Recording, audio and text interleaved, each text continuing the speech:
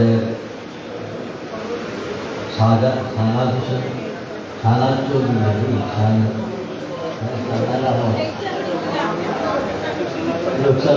শাহনাজ। আচ্ছা, অনেকে ভুল করে, আমি ওই দিনের সঙ্গে আমি বলে গেছি। এখানে উপস্থিত মাহবুব এবং অন্যান্য নেতৃবৃন্দ, আসলে এখানে মাহবুবাদী শাহী সহ এখানে অনেকেই আছে, নাম বলতে গেলে সবাই নাম বলতে আমি সমান করে। আমি একটু বলতে পারি এটা অত্যন্ত একটি মাঠ নগরের ৮ নম্বর ওয়ার্ডের সম্মেলনে অর্ধেক মানুষ আপনারা এখানে অর্ধেক আছেন এই নিচে। কাজে আমাদের এই জিনিসটা আমাদের কালচারটা বদলাতে হবে, কারণ পার্টির গুরুত্বপূর্ণ বিষয়ে যখন কোনো নেতৃত্বের বক্তব্য হয় তখন যদি এই কমিটমেন্ট নিয়ে এখানে বসতে না পারেন তাহলে বোঝা গেল দলের প্রতি তাদের সে দলের কোনো কমিটমেন্ট নাই। যদি দলের প্রতি কমিটমেন্ট থাকে এবং সংগঠনের প্রতি সেই শ্রদ্ধা থাকে, নেতৃবৃন্দের প্রতি আস্থা থাকে, তাহলে অবশ্যই যারা বিল্ডিংয়ের নিচে আছেন তারা দয়া করে হলের ভিতরে চলে আসবেন। অন্যথায় আমরা মনে করবো ওনাদের দলের প্রতি সেই ধরনের আন্তরিকতা নেই। আমি আশা করবো তারা মঞ্চের ভিতরে চলে আসবে। আমি একটু জরুরি কাজে চলে যেতে হবে, কারণ আজকে ওল্ড এর মধ্যে দিনে তো অনেক কাজ বাকি আছে। আমি এখানে অংশগ্রহণ করেছি। আমি শুধু এইটুকু করবো যে বিএনপির এই কমিটির মাধ্যমে এই ওয়ার্ডের সম্মেলন শুধু সম্মেলনের অর্থে সম্মেলন হবে। এখানে আপনারা যারা নির্বাচিত হবেন আর যারা নির্বাচিত হতে পারবেন না, উভয় মিলে এখানে আমাদের সংগঠনকে শক্তিশালী করতে হবে। আগামী দিনে আন্দোলন কর্মসূচির জন্য এই কমিটির অনেক দায়িত্ব, অনেকটি সময় আপনারা সম্মেলনের মাধ্যমে নেতৃত্বে চলে আসবেন। আপনাদের উপর এই দলের অনেক আশা রয়েছে। তাহলে আমি মনে করি মহানগর বিএনপির যদি এই ওয়ার্ডকে শক্তিশালী করতে হয় তাহলে এই ওয়ার্ডের তৃণমূল পর্যায়ের নেতৃত্ব এখানে সংগঠিত করতে হবে, দলকে সুসংগঠিত করতে হবে। আমরা বক্তব্য দীর্ঘায়িত করবো না, এইটুকু করবো আপনাদেরকে যে যাকে ভোট দিবেন আপনারা যেন এইটুকু যাকে আন্দোলন সংগ্রামে সফলভাবে পাওয়া যাবে, যাদেরকে সাধারণ কর্মীদের বুকে সুখে যাদেরকে কাছে পাওয়া যাবে, যারা দলকে দলের প্রতি তাদের অবিচল আস্থা রয়েছে তাদেরকেই আপনারা মূল্যায়ন করবেন।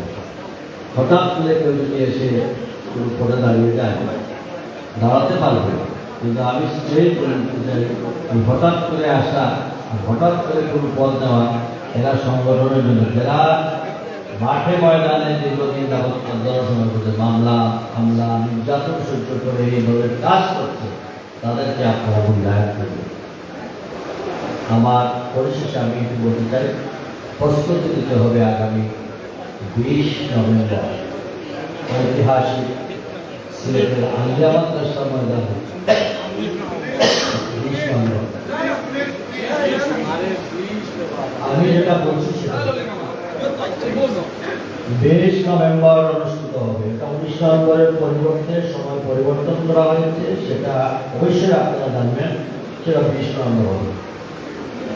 এই 20 নভেম্বরের জন্য প্রস্তুতি নিতে হবে। সুনামগঞ্জ, হবিগঞ্জ, মৌলভীবাজার থেকে এসে কিন্তু আমাদেরকে এই বিশাল সমাবেশকে তারা কতটুকু দেওয়া করবে। তাহলে আমাদের যারা এই ওয়ার্ডগুলো আছে মহানগরের ভিতরে, আমরা যারা আশপাশে আছি, আমাদের সক্রিয় অংশগ্রহণের মাধ্যমে আমাদেরকে এই সমাবেশ সফল করতে হবে এবং প্রয়োজনে মহানগর নেতৃবৃন্দ বা কেন্দ্রীয় নেতৃবৃন্দ যে ডিরেকশন দিবেন নিশ্চয়ই আপনারা সেটা পাবেন। ওই সময়ে যে সিদ্ধান্ত আসবে সেই সিদ্ধান্ত অনুযায়ী আপনারা সেই কাজ করবেন। তবে মনে মনে আপনারা তৈরি হতে হবে। চিটাগাংয়ের সমাবেশ দেখেছেন, ময়মনসিংহের বিভিন্ন বাধা বিপত্তির পরেও সমাবেশ দেখেছেন। আমরাও এই সিলেটের ঐতিহ্য রয়েছে, আমরা যেন অন্ততপক্ষে বিভাগীয় শহর ময়মনসিংহ থেকে অন্তত আমরা বা এর ভিতরে আর যেটা হলো সবার ক্ষেত্রে যেন আমরা একটা ভালো অবস্থান দিতে পারি। কারণ আমাদের প্রিয় নেতা মুক্তিযুদ্ধের ঘোষক ঘোষক শহীদ রাষ্ট্রপতি জিয়াউর রহমান তার সকল কর্মসূচি এই সিলেট থেকে শুরু করেছেন। দেশনেত্রী বেগম খালেদা জিয়া এখান থেকে শুরু করেছেন। আমাদের তারুণ্যের অহংকার আগামী দিনের রাষ্ট্রনায়ক জনাব তারেক রহমান তিনিও এই সিলেটকে অন্যভাবে মূল্যায়ন করেন বিদায় আমাদের দায়িত্ব রয়েছে যে আমরা এই সমাবেশকে কেন্দ্র করে এবং এর মধ্যে যতটা ওয়ার্ড সম্মেলন হবে সেই সম্মেলনে আমরা সুসংগঠিত হয়ে নেতৃত্বের যে সেটা ফলো করে আমরা আমাদের এখন তাকে সময় নাই কিন্তু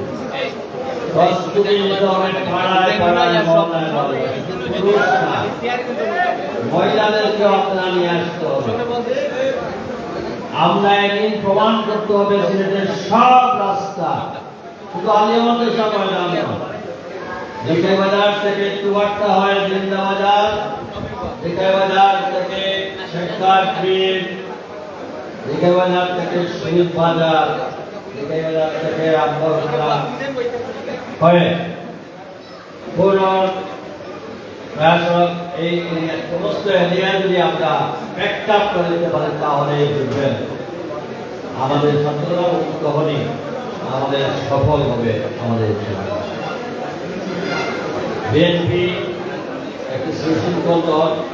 বিএনপি আপনারা আজকে নির্বাচনে ভোট দেবেন, সুশৃঙ্খলভাবে ভোট দেবেন। যারা নির্বাচিত হবেন, যারা নির্বাচিত হতে পারবেন না, এটা কিন্তু আমি আগে এটা প্রতিযোগিতা, এটা প্রতিযোগিতা নয়। কাজে নির্বাচনের ফল প্রকাশের পরে এক মুহূর্তের মধ্যে আমরা সকল ভাই ভাই এক হয়ে এই এলাকায় কাজ করি।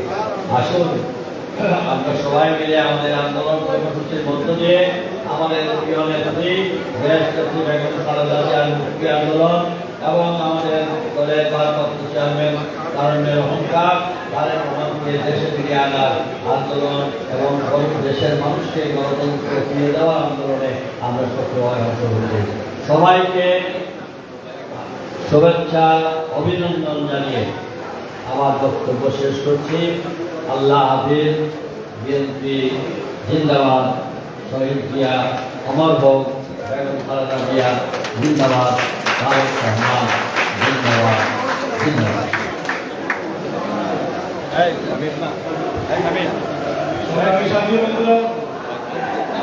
আমাদের মধ্যে এসে উপস্থিত হয়েছে জাতীয় দল বিএনপি সিলেট মহানগর শাখা যুগ্ম আহ্বায়ক, বারবার নির্বাচিত কাউন্সিলর, ৬ নম্বর ওয়ার্ডের কাউন্সিলর জনাব ফরাজুদ্দিন শামীম, সংগ্রামী সাথী বন্ধুরা, আমাদের মধ্যে উপস্থিত আছেন ২৭ নম্বর জনাব নজরুল রহমান সাহেব, ৭ নম্বর ওয়ার্ডের নবনির্বাচিত সাধারণ সম্পাদক এসএন সাহেব, ২১ নম্বর ওয়ার্ড বিএনপি নবনির্বাচিত সাধারণ সম্পাদক আব্দুল মালিক শেখু, ৭ নং ওয়ার্ড বিএনপি নবনির্বাচিত সাংগঠনিক সম্পাদক নুরুল রাজু।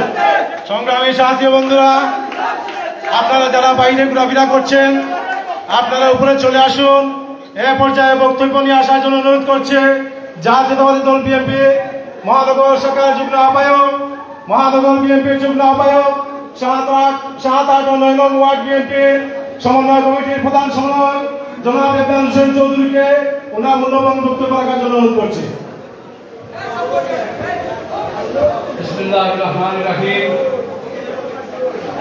বাংলাদেশ জাতীয় দল বিএনপি সিলেট মহানগর বিএনপি ৮ নম্বর ওয়ার্ডের দ্বিবার্ষিক সম্মেলনে আজকের সভাপতি অত্র ওয়ার্ডের আহ্বায়ক জনাব আকবর হোসেন সাহেব, মঞ্চে উপবিষ্ট আছেন প্রধান অতিথি হিসাবে সিলেটের গণমানুষের নেতা, সিলেট বিএনপির প্রাণ, সিলেটের বিএনপি এবং অঙ্গ সংগঠনের দিক নির্দেশনাকারী বিএনপির চেয়ারপারসন, আওয়ামী ফ্যাসিস্ট সরকারের নির্যাতনে এবং মিথ্যা মামলায় যিনি আজকে চার দেওয়ালের মধ্যে আমাদের 17 কোটি মানুষের হৃদয়ের স্পন্দন বিএনপির চেয়ারপারসন সাবেক 3 বারের প্রধানমন্ত্রী বেগম খালেদা জিয়ার সম্মানিত উপদেষ্টা মণ্ডলীর সদস্য জনাব খন্দকার আব্দুল মুক্তাদির সাহেব মঞ্চ উপবিষ্ট, ইতিমধ্যে যিনি আমাদের মধ্যে থেকে চলে গেলেন সিলেটের জননন্দিত মেয়র, বারবারের নির্বাচিত মেয়র, বিএনপির কেন্দ্রীয় নির্বাহী কমিটির সদস্য জনাব আরিফুল হক চৌধুরী, মঞ্চ উপবিষ্ট আজকে প্রধান